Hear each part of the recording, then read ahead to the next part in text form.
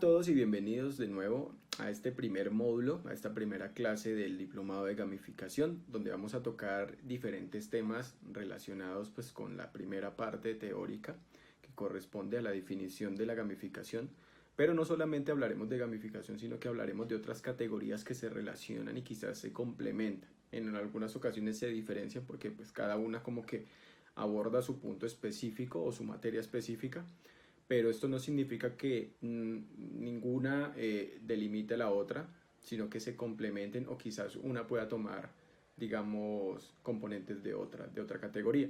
Y estamos hablando de los serious games, estamos hablando del advergaming, estamos hablando de el aprendizaje basado en juegos. Entonces en cada una de estas vamos a intentar como establecer cuál es la particularidad y cómo podríamos empezar a utilizar recursos de una o de la otra, que al final, pues, cuando hablamos de gamificación hablamos de una estrategia general en donde podemos utilizar todos los recursos disponibles o todos estos aprendizajes que nos permite a nosotros complementar un proceso de experiencia a nivel macro, a nivel, digamos, a nivel educativo, a nivel comercial, a nivel empresarial, todo dependiendo pues de lo que nosotros necesitemos abordar. Entonces, para esta primera parte sería interesante que empecemos a tomar apuntes, que empecemos a buscar los referentes. Voy al final de la clase, pues voy a compartir un material donde va a haber mayor referencia bibliográfica, web gráfica, donde podemos profundizar un poco más estos conceptos, pero sí me gustaría que en esta primera clase a modo general exploremos estas posibilidades. Ok, entonces vamos a comenzar con la primera vista, con esta primera presentación de nuestra primera clase, que es el nivel uno.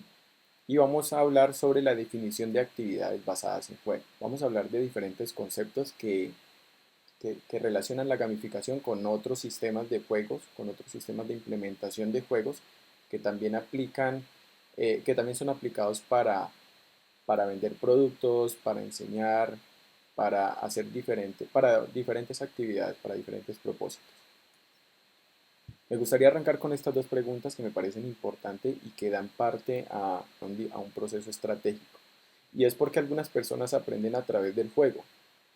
Y la otra pregunta es cómo podemos hacer algo de manera divertida. Bueno, me gustaría arrancar con esta primera imagen. Por un lado está una serie que quizás desde la infancia nosotros vimos y que nos gustaba, que se llama Pokémon. Y al otro lado tenemos la tabla periódica, que probablemente a más de uno se nos complicó un poco conocer y aprendernos todos los elementos de la tabla periódica. Si ustedes se dan cuenta, aquí podríamos preguntarnos por qué nosotros desde pequeños podríamos memorizar más de 150 criaturas con su nivel de ataque, con su proceso evolutivo, digamos, con sus desventajas, y por qué no podríamos tener ese mismo conocimiento en la tabla periódica, porque nos cuesta aprender más una cosa que otra. Y pues puede ser muy lógica la respuesta, pero si nos vamos como a profundidad, pues podemos ver que Pokémon tiene un proceso narrativo, tiene un apartado visual agradable, y está muy asociado a nuestro consumo cultural en esa infancia, en ese proceso de crecimiento, pues nos generaba mayor retención. Pero si nosotros nos vamos a idearnos las formas de aprendizaje, quizás podemos retomar elementos como puede ser esta serie y aplicarlos a la tabla periódica. De hecho, la tabla periódica en algunos colegios se implementan estrategias como narrativas, como visuales. De hecho, hay juegos, existen juegos que pueden emular las propiedades de la tabla periódica y transformarlas como si fueran criaturas para que el contexto cultural sea un poco más cercano a los niños. De hecho, visualmente vemos una forma robusta de aprender estos elementos y podríamos transformarlos en otras cosas que sean más agradables, más visuales. Entonces, me parece interesante, por ejemplo, si hacemos una comparativa, desde pequeños nosotros podemos perfectamente identificar tanto los elementos de la tabla periódica como los 150 Pokémones con su poder evolutivo, en el caso de la tabla periódica con su peso atómico, con su nomenclatura, con, sus, con su ubicación dentro de la misma tabla. Podríamos establecer esas mismas relaciones si nosotros pudiéramos identificar que podemos construir diferentes elementos estratégicos que puedan hacer que despierte el interés en los estudiantes. Entonces, esta imagen y esta comparativa me parece interesante, pues como para que la analicemos un poco.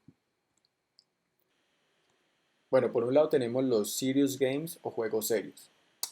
Son aquellos juegos formativos o juegos diseñados para aprender cierta habilidad concreta. Tenemos como ejemplo los simuladores de avión, los simuladores de carros.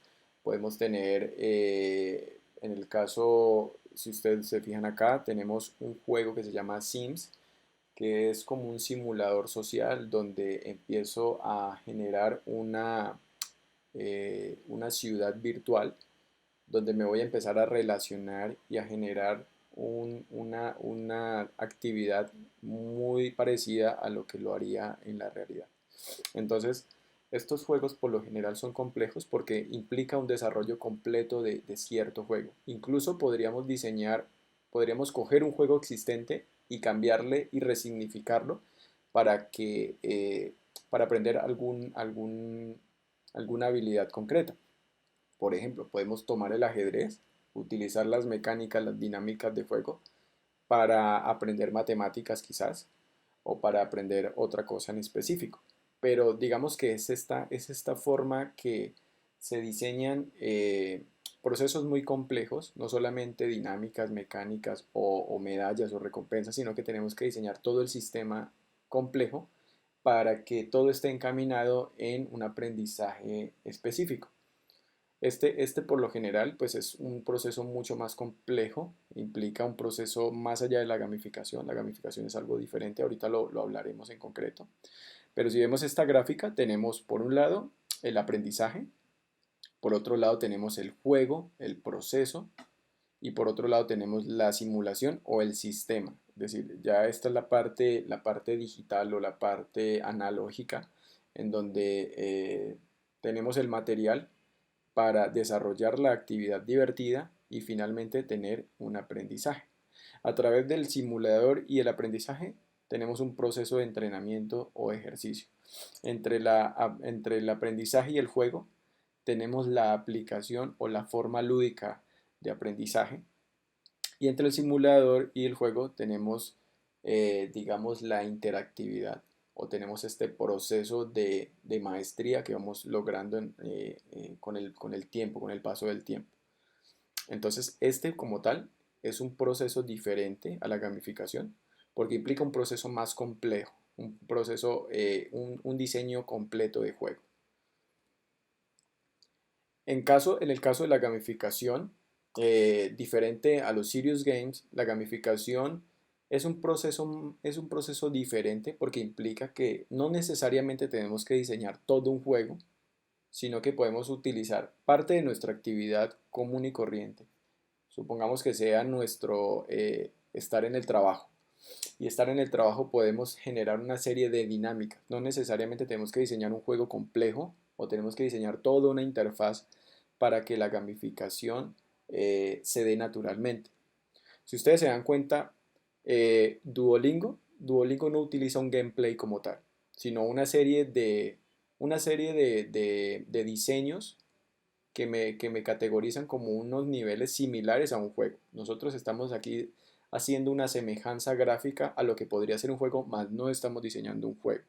Pero sí estamos nutriéndolo a través de ciertos niveles, de ciertas actividades, destrezas, de un sistema de puntuación, de una forma más agradable visualmente de aprender ciertos componentes. Estamos hablando, por ejemplo, en el caso de Duolingo. Nunca utilizo un juego como tal, no utilizo una carrera de carros, no utilizo una tabla de ajedrez, no utilizo un emulador para aprender inglés, sino que traslado lo que puede ser un contenido que sea un libro, que sea un audio, y lo vuelvo una dinámica a través de un proceso de niveles para lograr aprender de manera secuencial un idioma en común, en concreto. Entonces, haciendo esta distinción, la gamificación es diferente porque yo puedo tomar tantos elementos como yo quiera para un propósito en común que sea aprender Duolingo. Si este proceso fuera para un juego serio, yo tendría que diseñar todo un juego complejo, todo un, todo un componente sistémico donde tiene que haber un motor que esté realizando ciertas operaciones y que yo a través del juego empiece a tener un aprendizaje.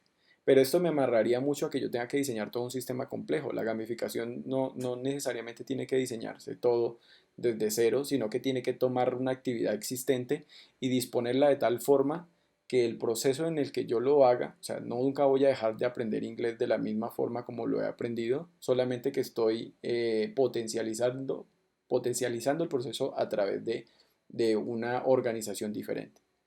Entonces, como dice esta descripción, es peligroso creer que la gamificación simplemente es introducir puntos, tablas de recompensas, tablas de clasificación, sino que detrás hay un comportamiento que nosotros queremos que el usuario haga. Nosotros queremos que pase por una secuencia de niveles. Queremos que gane cierto ranking, cierto reconocimiento. Quiero que él lo vea, que sienta que a través de la forma gráfica él está teniendo un proceso evolutivo de aprendizaje. Si ustedes ven acá, Uber también es un proceso porque estoy calificando, estoy rankeando a mi conductor. El conductor también puede evaluar mi comportamiento. Tengo una agradable interfaz gráfica en la cual yo puedo tomar ciertas decisiones y digamos, todos esos componentes los puedo personalizar de acuerdo al análisis que yo haya hecho previo. Entonces tienen que tener en cuenta aquí que la clave está en determinar cuál es la actividad específica en la cual yo voy a nutrir a través de los componentes eh, la experiencia que va a enriquecer pues mi estrategia gamificada. Aquí pasamos al Advergaming y el Advergaming es un poco más concreto porque implica desarrollar un juego, una actividad de cierta marca, de cierto producto para contextualizarlo en un ambiente de diversión, en un ambiente de juego, de dinámica. No sé si ustedes son como de mi época, pero nosotros conocimos un juego que se llamaba Pepsi Man, estaba en PlayStation 1 y era pues un personaje que interpretaba la marca Pepsi y que se introducía a través de un juego, era un juego de running en donde yo iba recogiendo cada lata de gaseosa. Entonces, este era un juego, no está clasificado ni como juego gamificado ni como juego serio, sino simplemente un juego que se construyó a partir de una marca para venderla de cierta forma. Esto es un ejemplo incluso que se utiliza mucho en marketing para que las personas interactúen con nuestros productos. No necesariamente tiene que desarrollarse todo un juego complejo, puede incluso desarrollarse solamente un sistema de controles de botoneras en donde yo puedo clicar y simplemente se me reproduce la marca o simplemente yo hago una serie de trivias o de juegos o de puzzles que me permitan a mí interactuar con esa marca. Pero la finalidad es que yo interactúe de manera divertida con esa marca para que esa marca se quede en mi mente, para que esa marca tenga mayor posicionamiento a nivel mental. Sobre todo esto es una estrategia para las empresas de mercadeo, para las empresas que trabajan marketing, para potencializar marcas que no solamente son visuales, sino que son interactivas, etc.